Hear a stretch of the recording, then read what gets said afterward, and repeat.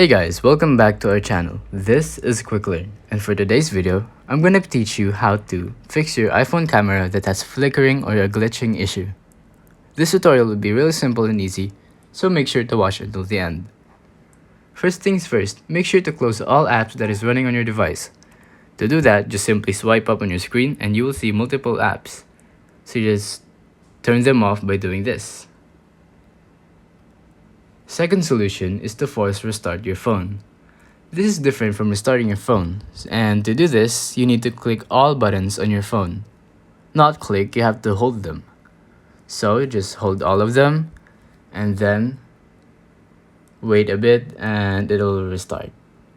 If that didn't work, try checking your settings for updated versions. So go to General, Settings, and then General, right here, and then look for Software Update.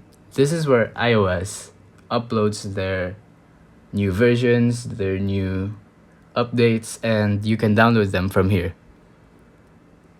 I hope that was helpful, and if it was, please consider liking, subscribing, and hitting the notification bell. Any comments and suggestions, feel free to comment down below.